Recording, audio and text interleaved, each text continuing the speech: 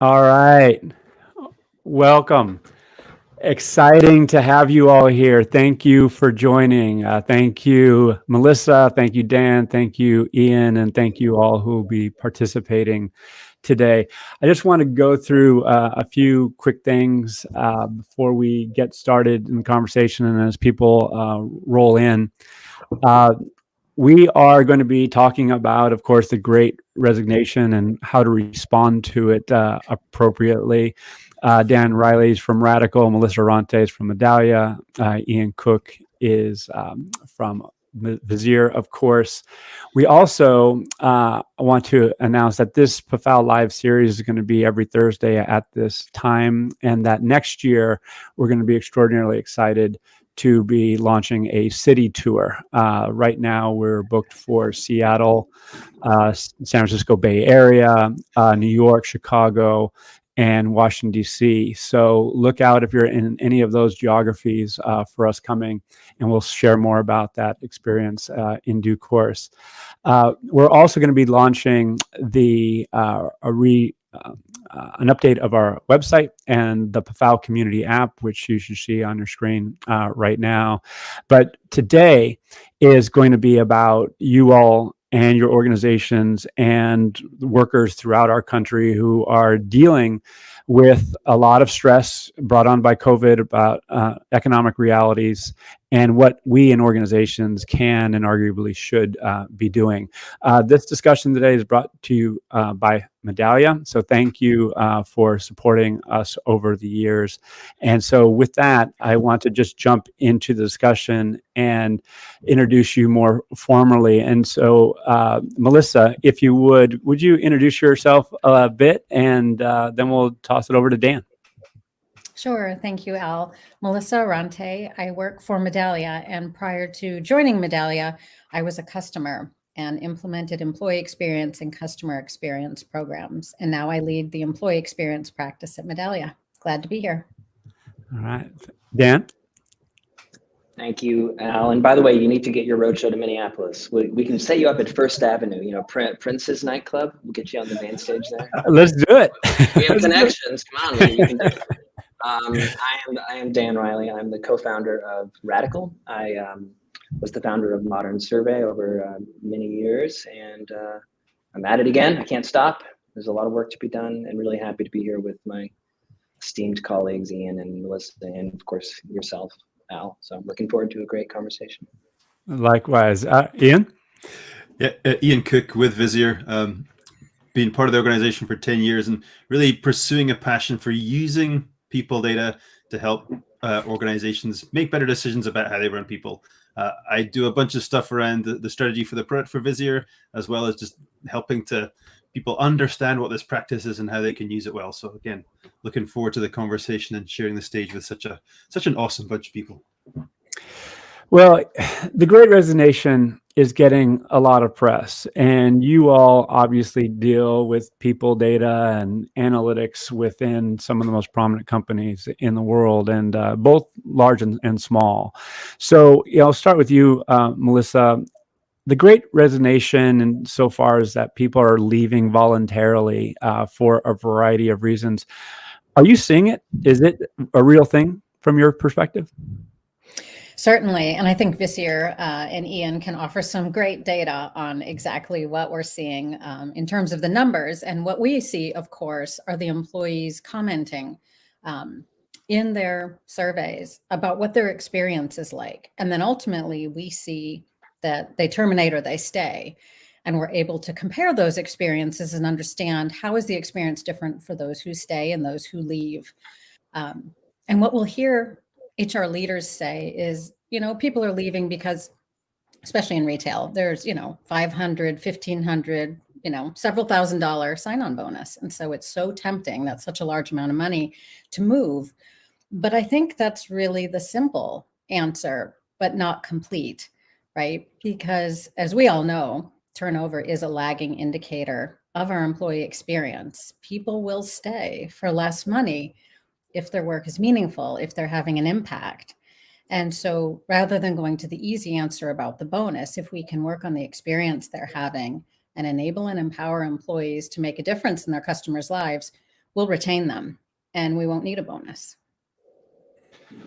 Yeah, I'm going to ask you, Dan. And by the way, for those who are joining, you can see there's response emojis down at the bottom that you can click. You can enter your questions in the question area. So by all means, participate in this discussion as we go, because one of the things I want to highlight is as we highlight the problem and offer some statistics supporting that there is in fact something going on, we want to explore what to do about it, both what is working currently as well as what is not being done that arguably should be done. So with that, framing, Ian, I know you're dealing with data daily with clients. I mean, what are you seeing with this issue around the Great Resignation? Because I know some are like, oh gosh, it's not a real thing. But what do you see in here?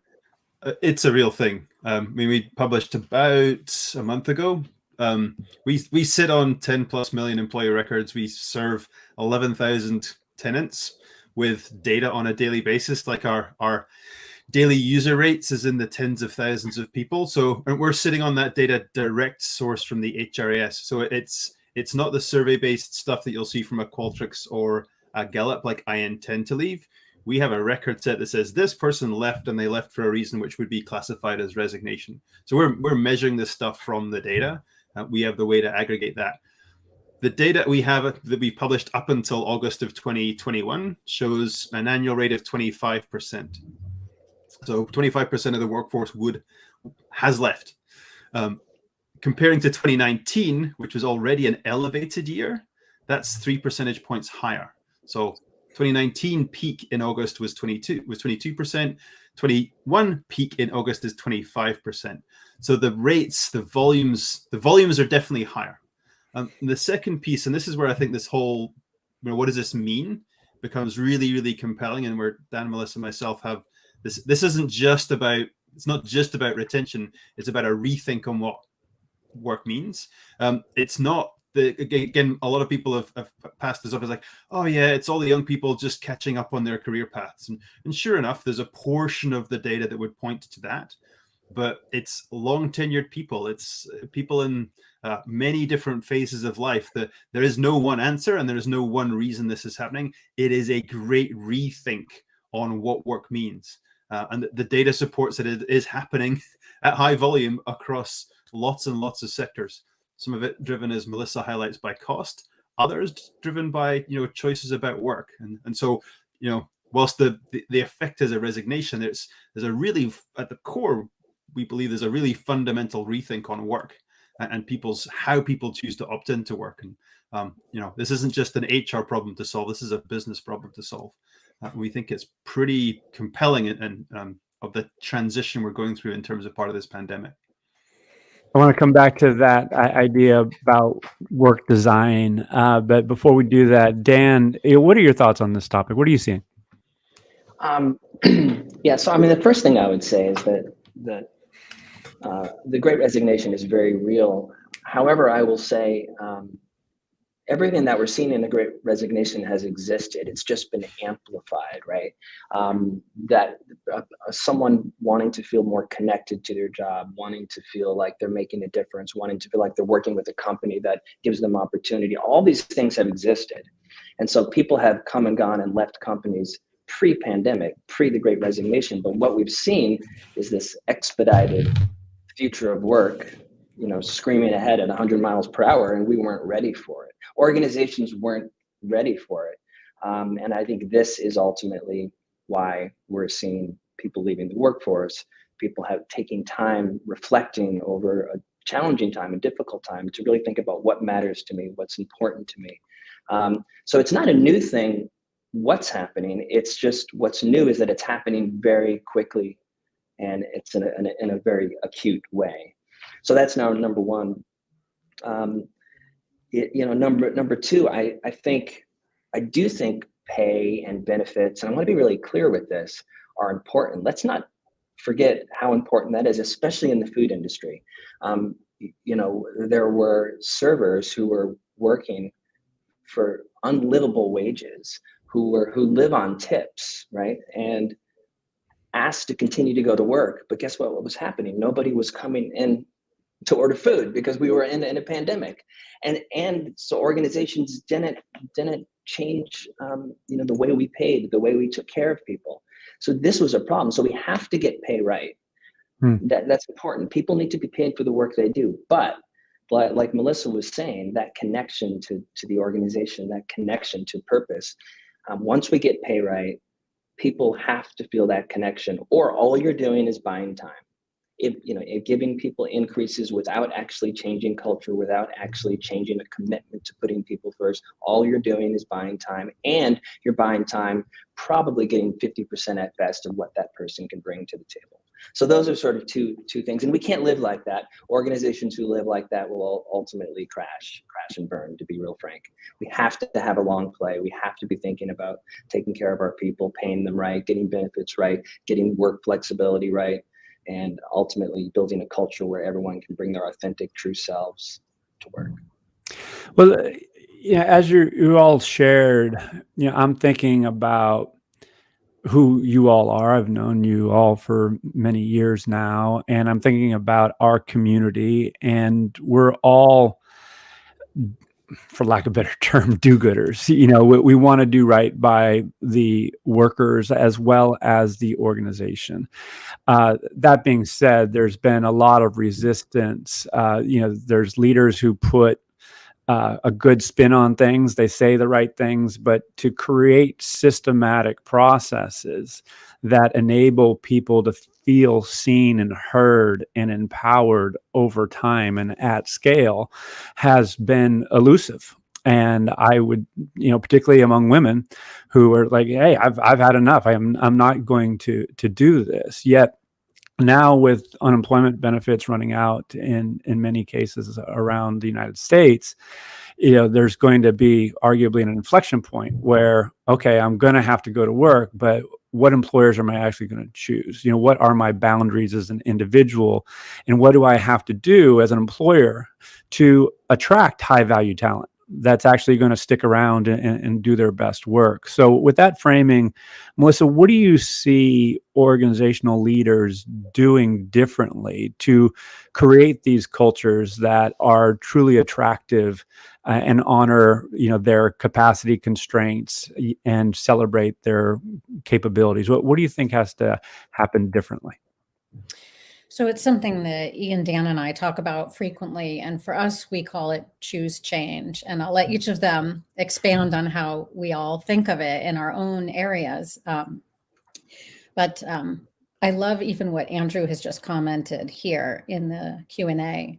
And he talks about, isn't work at the core exchange of my effort for reward, broadly defined? And Andrew's totally right. But reward is really broadly defined, and people are defining it even more broadly than we thought in the past, maybe, by this idea of meaning, right? That I want to do work that has meaning, that makes a difference, that improves someone's life or contributes to society, right? It's not just an exchange for dollar rewards. It's exchange for meaning and purpose. And that is part of what Dan was talking about, of this acceleration of turnover. Even just doing a simple analysis for a client we were working with yesterday, we were able to look, as I was describing people who stay and people who choose to leave, and this was just a few months ago, everyone complained about pay because everybody wants more. I still have not read the comment yet that says, please, no more pay. Thank you. I have enough. Right? Not enough. Everyone says, I could use at least a little bit more, no matter how much they make. But what they also said, why do you stay? I stay for my colleagues. I stay for the environment. I stay for the culture. I stay because I'm passionate about my customers or about the work that I do, right? And that's really what we're looking to get to, because when we really analyze what employees say about the experiences they're in, the employees who leave have become resigned to difficulties like time constraints or difficulty with work-life balance, or most recently, difficulty working from home all the time. Some people love it. Some people can't stand it. Some people just can't make it work or need some sort of flexibility to make it work. And that's what we're seeing drive this. For some, it's ultimate flexibility that they got with work from home. And for others, it was just more difficulty in being able to work. So. So staying on that point, and by the way, if you're asking questions in the Q&A section, please keep it up. We will get to those in due course. So I just want to acknowledge that we see them, and we'll do our best to get it to as many as possible, because we do want to make this a discussion. And if you are brave enough, I can actually bring you up on stage. So just know that that's a possibility as well. One of the things that I have seen, and staying with you, Melissa, for a second, is that many leaders just want to do the easiest thing. It's like, okay, they'll read an article and okay, we're going to offer remote work and that should satisfy everybody and we're done. Yet there's uniquenesses per geography, per job families, per industry so at the end of it, I would contend that we actually need to ask people and learn what is most appropriate at that point in time for that audience. Would you echo that? And what would you add to that? I would. I think, a sign-on bonus is the easy answer, but very short term, as we've discussed. And we're going to continue the turnover, and the good people who stay will have more burden of work. But I don't think asking employees is as hard an answer as people believe. I think there's a lot of fear of the unknown, but the issues are still there, whether we ask and receive them in a survey or some other way of listening. And managers will still make day-to-day decisions about the employee experience, whether they have the information or not. They'll do it based on anecdotes, right? An article they read, something someone said in the hall, some very strongly worded comment from an employee that may not be shared by the majority. And so we have the opportunity to empower our employees to provide feedback and ideas, and for our managers to hear them and work with their teams to solve for them. This is even part of creating meaning and purpose for employees and letting them help create the environment in which they work. Yeah, that's beautiful. They actually feel seen and heard and part of the process. Ian? Just wanted to take my mic off mute and actually join the conversation. Rookie mistake. Hey, here we go. Just wanted to sort of double down on what Melissa is saying and a perspective that aligns to that. I think trying to frame this Great Resignation as a flexible, not flexible debate is to miss the point.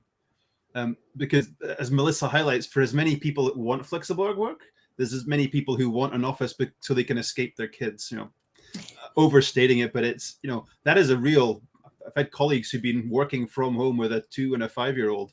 I would not wish that on anybody. It's such a torn working circumstance. So, an office space is a bonus for those people. Childcare aside, but that's a bonus. So, like, looking at this as a flex work, not flex work debate, I think it misses the point. It's as Melissa's highlighting, and as we're sort of showing through the data side, the data capability. Don't just read what you read in the Wall Street Journal or whatever piece of commentary you're seeing in the press. Look at your own data. Look at which populations are being affected. Then understand what's affecting those populations. And that's where this capacity to build measurement, to build an understanding of what's this dynamic in my business. Because you don't behave like the market. You contribute to the market, but you aren't the market. So making a decision based on what the market's doing versus what you're doing, you're going to miss stuff. You're going to oversimplify. So building that capability to measure, understand where am I being affected, what is hard for me, then listen to those employees and work with managers to, we think of it as co-creation. And this is this whole notion of change. Like, so many people just are, certainly on the leadership side, they just want to go back to as it was. Why can't I just port my people back into the office where I can watch and run things how it was, because I'm tired, I want an easy life. Whereas employers like, no, that's not okay. So, we're in this choosing to change how we co-create work together. You change the debate when you have measurement. You change the debate when you have listening, and you then have a strategy around that. So, like, flex, not flex, I think is a piece of this, but I also think there's a much, much deeper, what does it mean to work, and what is that exchange that comes from work, that if you don't get your hands around it, you're going to miss out on stuff. And I think that's an important point for folks to sort of really latch onto. 100%. And I'm going to take off that point and reference something that happened almost 20 years ago, where I was saying, Al, we need a retention strategy. And I'm like, well, if we don't know why people are leaving, how are we going to put together a retention strategy? We have to survey them. We have to ask them. We have to have focus groups. We have to do that work. Well, oh no, we don't have time for that. We don't. They're over surveyed already. So Dan, I want to go to you because we need arguably to understand the audience that we're trying to affect, and so then it invites the question: how does that happen, and what does that look like at the end of the day from your perspective? And this obviously goes directly to how we're crafting the employee experience, not only to retain people but to enable efficient, effective, innovative work to get done. So what are your thoughts there? Yeah, so a couple of things. First thing I will say, and to pick up on what Ian and Melissa were saying, and Al, what you kicked off saying is sometimes we're looking, leaders and organizations are looking for, what's the easy way to move forward? What's the easy way to move past this pandemic? Here are the things that you can't say and you should not be saying. If you're looking to change and you're looking to really build a path forward, what we don't want to hear is, this is too disruptive. Our people aren't ready for this. We want to keep it business as usual. My response to that is pause, look at what we've just been through over the past 18 months. If you think human beings, we are not capable of going through a massive transformation and successfully, I might add, in many ways, and obviously there's a lot of opportunity, but I mean, reimagine this. I mean, people are expecting you to do something. People are expecting change and they're hungry for it.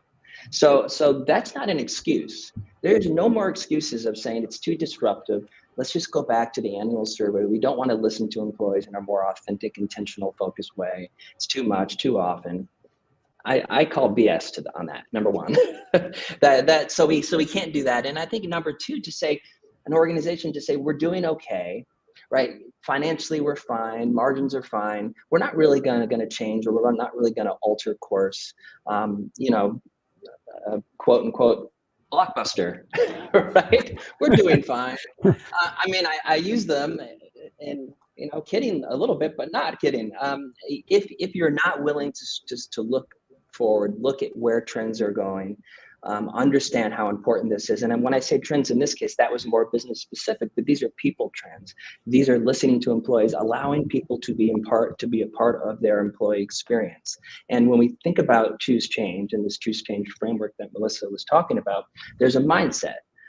Change requires, it's very simple, change requires letting something go. Change requires doing something differently. Change requires actually being uncomfortable from time to time. So what does that take? That mindset takes being courageous. You have to be courageous. To let something go, you have to be courageous. When you're going through a moment of letting something go and being courageous, you also need people around you to help support you as a team, as you should, as a family, right? And that's connectedness. So that's a part of mindset. And then there has to be a sense of being humble and empathetic, right? Being humble and understanding, I don't quite know what's next, but I'm willing to say I was wrong. This is right. Let's try this. Being empathetic to listen to other points of views. We are in a very, very, very polarized world right now.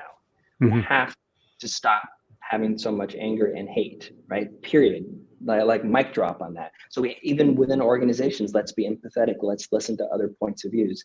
And to be empathetic and truly humble, we have to be transparent. And then finally, that last piece of that change mindset is being committed. This is not going to happen overnight. It's not going to happen tomorrow. It's a long play, but progress does happen step by step. And we have to be willing to celebrate change over time versus constantly be angry that it's not happening.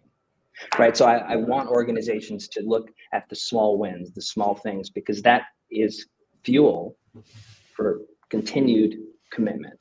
So that is ultimately how we start to impact the employee experience, if we really get that mindset right and we really get that commitment. And you're obviously referring to a systematic change framework that ultimately, arguably, is driven by leadership. And so that takes me to Luan's question. I'm going to try something. Ooh, does everyone see the question that came up? This is the first time I'm using this feature, so it's kind of like cool. And by the way, Luan, I can invite you to the stage, but I want to kick this over to you, Melissa, because I know you have a lot of, well, we all, I imagine, have a lot to say on this topic. But how much is leadership or lack thereof, going to be a factor in increasing or decreasing resignation levels? What are your thoughts, Melissa? Yeah, I mean, I certainly agree that leadership has a major role in this, in just setting the tone in what Dan's describing as choosing change, right? That we have to let something go about the way we used to do things. Maybe we need to let a lot of ideas go about the way we used to do things. We're talking a lot about surveys. There are a lot of ways to listen to employees beyond surveys, but if we just focus on surveys and give one concrete example, when we've run the engagement survey, we expect a very high response rate. And it takes a lot of time to get that high response rate, right? And we determine if the survey is a success or failure by the percentage responding. And we're looking for something like 75, 85, in some industries, well over 90%. But could we drop that idea that that's a measure of success of the survey? Could it just be that we allow employees the freedom and empower them to provide their feedback and ideas when they have them, when something's important to them? And we prompt them when something happens in the business, when there's a leadership change, a reorganization, an announcement of strategy change, right? And let them provide feedback about that. I mean, we had a great example of a company who came to us with a survey they did with another vendor all about technology. And improving technology, it was gas and oil, was very important. So we definitely should improve technology. But there's something so much more important happening in that industry where there's a lot of layoffs, and employees who are highly experienced in this form of energy are now having to be completely reskilled, right? Incredibly threatening just to the core of who they are. And they were given a survey about improving technology. Right? The response rate wasn't great because we weren't asking them about what was important to them at that time or giving them the freedom to tell us what they need and what's important to them. So I challenge the idea that leaders could accept new ideas about how we think about things being done and look at things from the employee perspective. Melissa, just staying with that, there's organizations that have survey strategies, they have employee experience strategies, they're focused on well-being, but there's also diversity, equity, inclusion, resilience, all these other themes. And oftentimes they're disjointed, to your point, that they're not, hitting what's relevant at that, point in time. So what would you advocate being the overarching framework or mental model or governance structure to make sure that you can be responsive to employee needs at those critical moments? So I think there's two pieces here. One is that we have something overarching, something as simple as what we value or what we promise, right? On the customer side, we talk about what we promise to our customers is our brand promise. That's our commitment to our customers of how we're going to treat them. We might treat them as special or as trusted or respected or valued. We need that exact same framework on the employee side. We need something to guide us. We'll often talk about employee experience as being good and customer experience being good, but we need to define what that is so that we don't have as many definitions as we have people in the organization. So then we have a guiding star. Then we need to look at it from the employee perspective. Right now, we look at it by all the different departments in HR. We have talent acquisition, and we have learning development, and we have onboarding, and we have all these others, and they all have their own areas they want to improve. But employees don't think of it as different departments, right? They just think of how they're experiencing things. So can we look at the employee's perspective and empower them to provide us feedback and show us what's important to them? It's probably not as much the training that we ask about, the content, the trainer, right? Mm-hmm. It's how did I feel when I hit the retail floor and met my first customer? Was I prepared? Did I know what to do? Could I handle it? Love it. Love it. Just to toggle, Ian, I know you have something to say. Go ahead. Just in this notion of leadership, and I think and there's another question like, how do we persuade leaders to change if they're resilient? So I always like to feature stories of success, and Dan and Melissa, we collect those moments where when you catch somebody doing it right, it's important to feature it. And so something that we're seeing around this, like how do you get leaders to change mindset, is the regular cadence of using data to inform what's going on. I suspect there's a whole bunch of organizations out there going like, I read about this Great Resignation thing. Is that happening to us? Like, they should be giving their head a shake to work out, why do they even need to ask that question? Why don't they know if it's happening to them or not? And the flip side is a client shared a story where the CEO is doing town halls. The CEO was asked about the Great Resignation. The CEO gave a clear description of what resignation was, a clear description of the current state for the business, an explanation of what was being done to resolve that. And that's the CEO. And so that's a leader who's been in a data-driven or data-informed, I prefer data-informed, I think that's a really important use of language, a data-informed world, through the people analytics team, through the CHRO, to the executive suite, explaining that they take the people side of business really, really, carefully. So I think this is a really important juxtaposition of our two worlds right now. Swathes of leaders going like, resignation, is that a problem for us? CEO on top of what it means for their business, and telling that back to the employees, like how powerful and indicative of that. So I just thought it was a great story to feature, because it was one of those moments for me. It's like, yes, we're getting some of this right. It is a fantastic story, and it's really. Can I jump in? One thing to add there, Alex, is just that I think too often, because there's so many questions about leaders, we think or imagine that leaders are resilient to everything, right? That leaders are somehow immune to hard times, are immune to things that are happening, and should know the answers, and should have the appropriate direction, and should know exactly what to do next. And that's such a falsehood. The best example is the oxygen mask on a plane, right? I mean, put it on first, breathe, and then help the person next to you. And so I think we don't talk about allies enough and mentors in leadership. I think leadership teams, there needs to be allies that step up, stand up. When leaders aren't doing what they need to be doing, aren't putting people first, aren't focusing on inclusion programs, aren't moving into the future. So it's really important for any leaders out there across your team.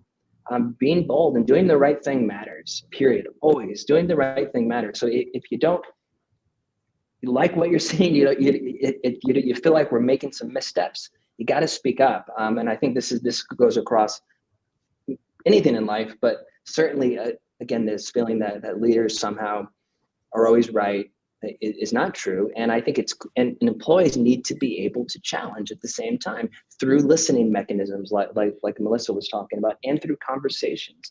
And that is building a safe place and an organization that has a safe culture where conversation is thriving, conversation is expected, different points of view are expected, then we do have to lock arms and move forward. But we have to get there through a sense of being connected and ultimately a sense of listening to each other. So I just wanted to add that when we think about the importance of leadership in this change movement. And as leaders say, okay, I want to find out what's going on. And I'm going to kick this over to you, Melissa, and I'm going to let you read it as I frame it. Oh my gosh, this is just cool. I have no idea what I'm doing, so everyone knows. I'm just clicking buttons and things are happening. But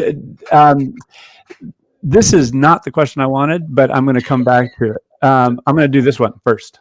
What other creative analytics? So as we listen, we gather this data, Melissa, what creative analytics data have you seen that we could show customers to help with retention strategies, other than just show me total comp of the people that are leaving? What are some of the creative analytics that you would advocate be used? Sure. I hope you'll think they're creative, but I know there are others out there doing them. I mean, the first is a flight risk model, right? Even starting really basic. I know Visier has one, we have one, many companies have their own, and we were doing them at Liberty Mutual back in 2008, I think was our first model. But so informative, taking some basic information from HRIS, usually some information about time off or scheduling is usually critical, and survey data. And using even just that basic data, you can get a model that is much more accurate than just guessing who's likely to turn over. And then following that with a stay interview, a few simple questions to guide a manager in a conversation that isn't to say to the employee, our model says you're at risk at leaving, what's wrong? Why are you doing this to us? But more of a conversation of, we value you. You're a great contributor. those sorts of things that are really heartfelt and why we want to retain this employee. And then asking them a few key questions about how they're dealing with work-life balance or scheduling or other things that typically are related to turnover. And the other simple analysis I alluded to before that anyone can do is just using Visier or other systems, add who has left and who has stayed to your engagement survey or pulse survey or whatever data you have, and compare the comments from, as I call them, stayers and leavers. It's so insightful. They're describing to you the situation in which they're working that eventually leads to them staying or leaving.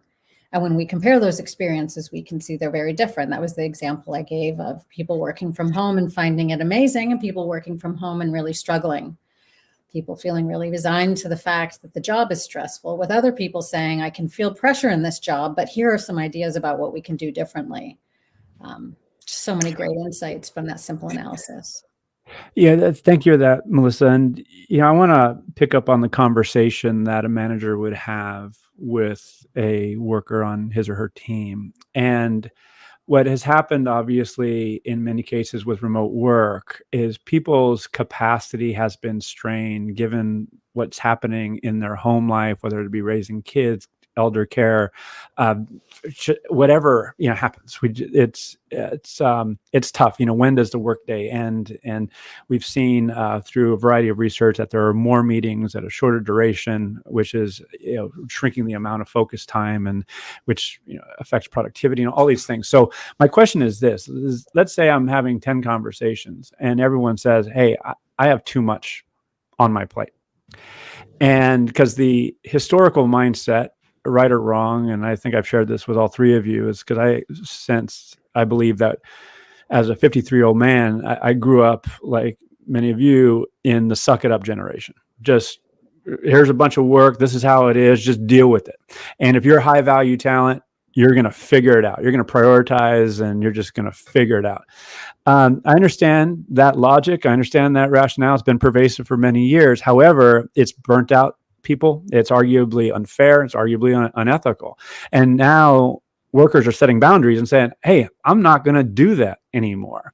So if you have 10 people in a team, or now 100 people saying, I need less work, the capacity of the organization gets reduced, and they might have to hire more people or figure out other ways for that work to get done. That ultimately means that they're going to have to spend more money than they have historically.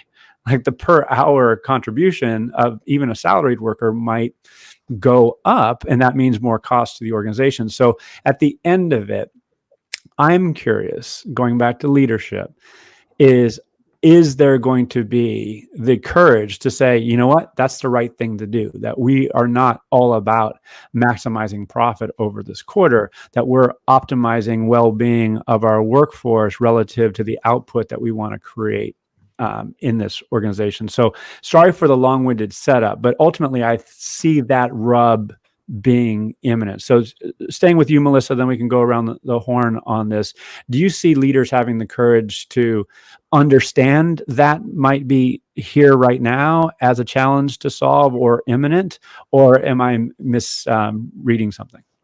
I think that's the perfect setup to choose change. I think you've articulated one of the many, many traditional reasons why people don't want to go down the path of opening it up and making it easy for employees to provide feedback, because there's fear of something, almost catastrophic you've described, right? That we are going to have more employees, spend more money, that it's just going to blow out of control and we will not be profitable as a company. And it will all come down to me, the HR person who decided to do the survey in the first place, right?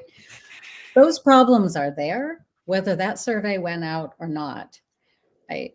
It's how do we choose to think about how we can solve these things, right? That may not be the road we go down, especially if you use the employee ideas. They have so many great ideas. We call it organic intelligence of how things can be done more efficiently, but they often don't have an opportunity to speak. And they end up complaining on social media or other places we would rather not have them be because they're frustrated, or they end up leaving. We have such an opportunity to hear them, because managers are making these decisions about employee experience and causing huge costs in other ways that we don't notice. So maybe that fear that you articulated that some leaders might have is already happening someplace and they just haven't calculated it yet. So let's use our organic intelligence and figure out how to do this better, because managers are making these decisions day to day right now, and we don't know how much it's costing. Yeah, absolutely. Ian? Just want to jump in on it because I think there's again, this comes go back to using the data. I have read 2 independent academic studies on when does work performance tail off. They looked at coding and they looked at the bugs per hour based on the number of hours worked. 48 hours is basically a productive work week. They looked at the same in forestry in terms of when does the incident rate kick up. 48 hours was the effective work week. So this notion that human beings are infinitely capable, and I've had this conversation with a few senior leaders, like, oh no, that doesn't apply to me. It's like, what? So you're not human? Right. You know, this is science-based. This is not anything else. So, and you see that the burnout it's another, I don't want to use the word pandemic, but it's a really deep and real piece. And I think that what Melissa is highlighting is people aren't saying stop because they're incapable. They're saying stop because they've been doing 70 hours ongoing and they know it's not sustainable. It's also not smart for the business because you start to get bugs in code. Believe me, I know how painful that is. You know, you start to make errors in surgeries, in restaurants, in wherever. That's painful for your business. So this, part of methods for me is the people analytics side is to articulate why this is good for people and good for the business, because often those things are not at odds. They're often presented as being at odds, but often they're not at odds. And listening to people, they usually have the answer. Like, again, we're probably going for a really long time on the answers I've heard, but I 100% stand with Melissa and Dan on that perspective. Dan, yeah, I'm going to just add one thing. An amazing thing happens when you start focusing on well-being. Productivity actually increases. Simply put, we too often, Al, to your exact point, there's a team of 10. Everyone goes to their manager. I'm overworked. I'm too busy. I can't get it done. The first thing you do is you don't go out and hire. You actually reimagine and re-examine, and you start to change how we work. What are we focused on? What's critical? What's not? These are conversations that take courage. Typically, you're going to find that 30% of what we're doing is probably not necessary, right? Sometimes we won't. Sometimes we're going to have to hire, but it's too often with everything else that we're having to deal with over the past 18 months, going on 2 years. There's been just so many challenges, so that the human beings can only handle so much. Right? They're trying to take care of things at home. They're obviously, when the kids weren't in school, the challenges that we were living through during that time.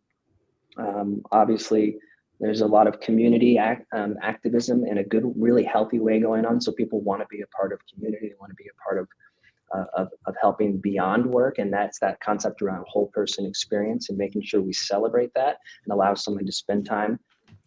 So I think there's an opportunity to reimagine what we're doing, when we're doing it, and why we're doing it. Make sure it aligns to the organizational focus and the organizational purpose and mission. And that's the courageous conversations. So I think that's one piece of this that we too often we too often allow ourselves to burn out, and it really it's up to people, to individual team members and leaders to recognize that and do something about it. And that is a part of Choose Change. And the part of our framework is inspiring each other to do something different. So we need to inspire teams to have this conversation.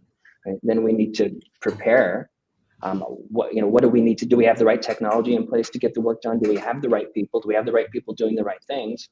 That's the preparation side. Then we need to activate by listening, by understanding, like Melissa was talking about. It has to be point in time. It has to be specific. It has to be timely. It has to be intentional. And then that leads us to, voila, answers.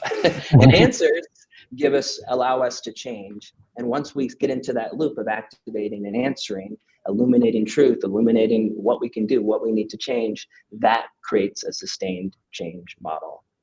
And ultimately, that's easier said than done, but yeah, well, somewhere.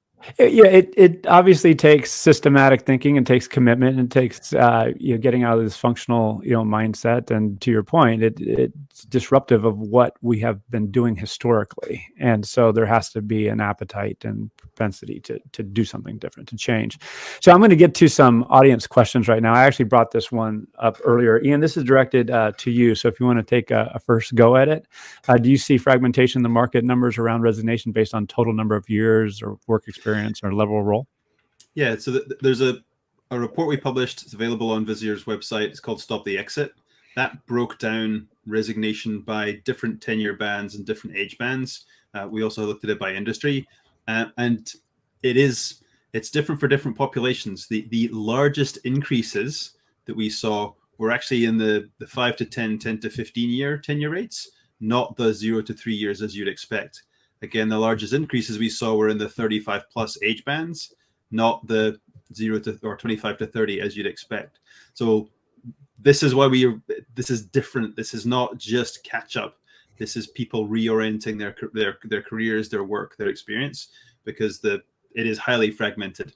Again, we've all touched on there's different drivers for different segments. There is no one answer. And I know people hate that, but it really is like find the answer for your business, because the model that Dan's talking through around this, find my answers, activate, is the way to manage through this. Thank you for that, and of course agree that we have to discover the appropriate answer at the appropriate time with the appropriate population. So, and that takes work. It doesn't happen for free. So, Melissa, how about taking on this question? Has the world of work changed that much in 50 years, or has technology just enabled us to measure and manage it in a lot more ways? Yeah, I love this question because I felt like when I was running people analytics, I would rediscover the hierarchy of needs over and over and over again. It is so true. And I think the key is using that as the mind frame to think and then look, where are we not meeting, right? I think employees tell us all the time what's not meeting their needs, right? Ian and I have both talked about this issue of flexibility or time. It's so critical. It's something we can't buy, and employees need it allocated in a particular way to match their life needs. And that changes over time. And they can't continue with a job that doesn't meet the time constraints they have in their life.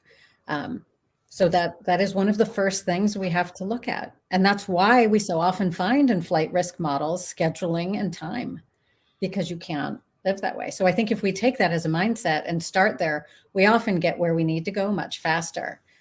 You won't have to rediscover this theory repeatedly like I have. That's a great response to that. And Dan, I'm going to kick you off or kick this over to you, if I may. For a smaller company, how would you recommend measuring, understanding EX? And I would even add, is it something that a small company should even undertake? What are your thoughts there? Yes, absolutely. It doesn't matter how small or big you are. Experience is experience. And to be really clear, I think Melissa alluded to this earlier.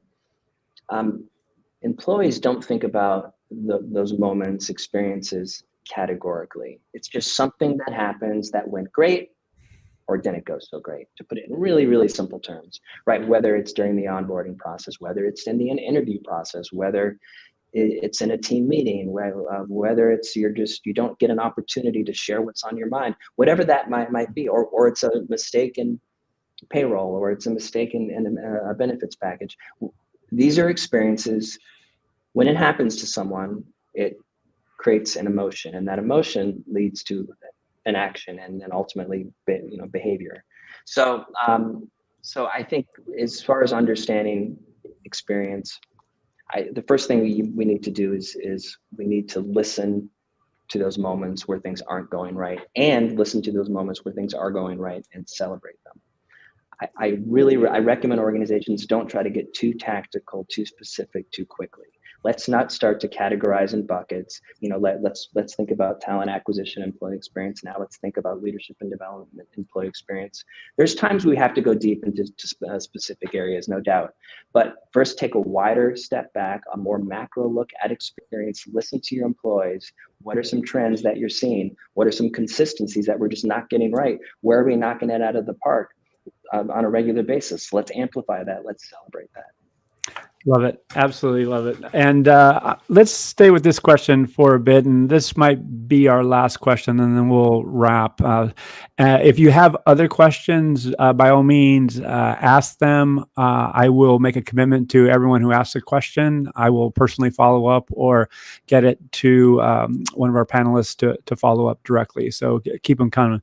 But this is something that is, particularly in people analytics, is a question that comes around. So Ian, I'll toss it over to you first. Yep. Yeah, you sure. read the question. So I read go ahead. I read the question, and it's been posed more than once. I think it's a really relevant question. So it depends on how you've built your predictive model. There's what we'd call a fixed factor model, where you look at a point in time, you through some form of regression or some other statistical process, you decide that X is the cause of Y.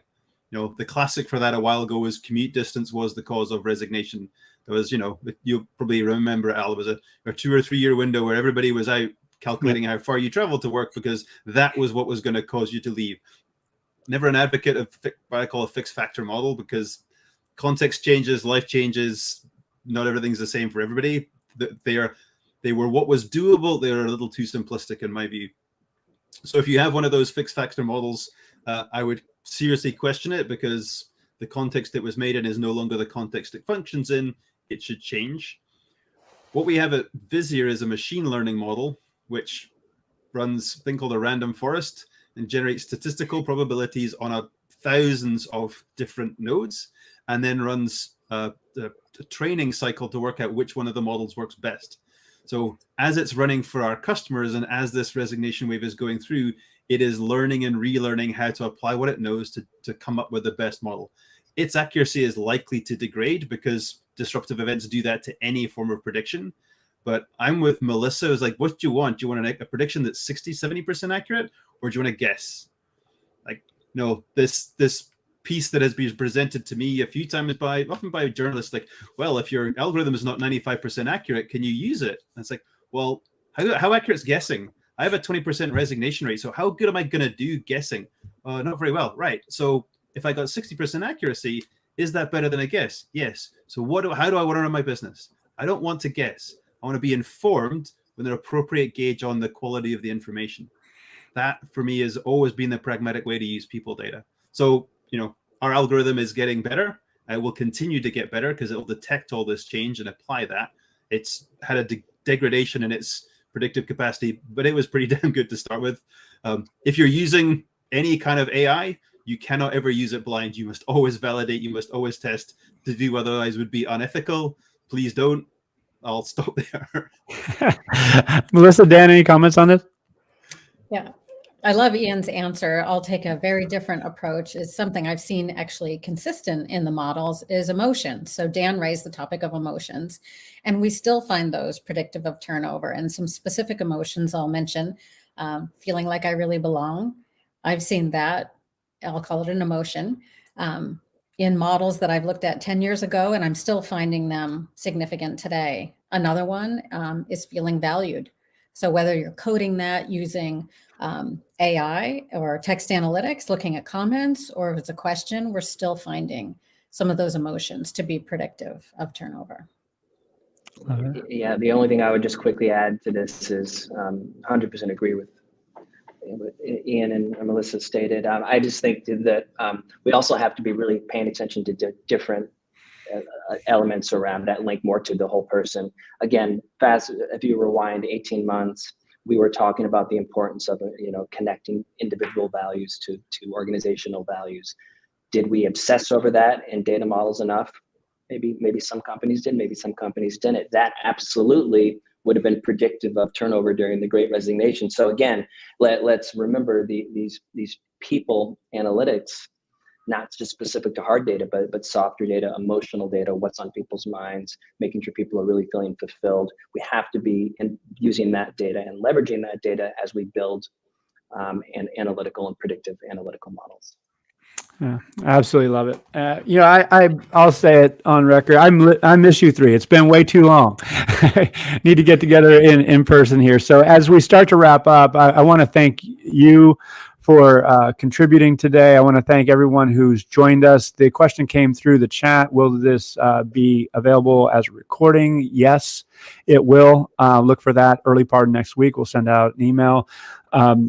I believe there's a change framework that will be shared as well. So just as we ask for the closing comments of our speakers, I want to highlight that I will be back doing PAFOW Live on December 2nd and again on December 9th, where we're going to launch a peer coaching platform with Imperative. So look out for that. And December 16th, going into the holidays, we'll be talking about purpose and well-being and really helping us craft what we want going into the holidays and New Year. So please join us for that. So Dan, starting with you, closing comments. Sure. Just thank you, Al. Thanks, everyone. I guess the biggest takeaway I have from this is you have to reimagine. Change is necessary. We talk about this for those who are specific to HR. This is HR's last chance. This is, if you don't really re-examine and really focus on changing, evaluating, tweaking, altering now, when will you ever? Like, based on everything that's happened in the last 18 months. So I really urge everyone to take this time, really think about what can we do to change? What can we make what can we do to really be sure we're honoring our people, putting our people first? That would be my closing statement. So thank you again, Al, for bringing this together. Absolutely. My pleasure. Ian? Don't have too much. Dan always puts it really nicely. He's fantastic at summarizing this. So, my perspective is the same. Is like we have an amazing opportunity. All the data pointing is like not getting onto this is going to be painful. We're not going, like I've been using the phrase, we're not in Kansas anymore, Toto. There is no going back. And I think that from my perspective, the data we're looking at in terms of labor participation, who's leaving, why, we really need to get the mindset of the business that we are in a different world of where we co-create how we do work. And it's actually, for me, it's going to be better for all of us. This isn't a lose-lose. This is a win-win. If we go in with that mindset, it's always easier to generate change. Yeah. Thank you, Ian. Melissa? So my request of everyone would be, is there any idea of the traditional employee listening that you can let go of, that opens up new opportunities for you, your leaders, and your organization to listen to employees differently? We suggested response rate. Can we accept a lower response rate and still listen to our employees? Could we allow people to respond more than just once a month, once a week, more than once a day? If they have something to say, maybe they're representing a team. If we have several employees saying that something is an issue, can we just investigate that instead of doing a long analysis or taking months of action planning? So any of those traditional held beliefs, is there one that you can drop that allows you to open up and choose change? Well, yet again, thank you all for joining today. Thank you, Ian, Dan, and Melissa for sharing. And it was enlightening to me. And you all be well. We'll get together soon. And if there's that much energy around going to Minneapolis, I'm on my way. So, all right, you all be great. Be well. Talk to you soon. All right. Thanks, Thanks, everyone. Thanks all. Take care there. Bye.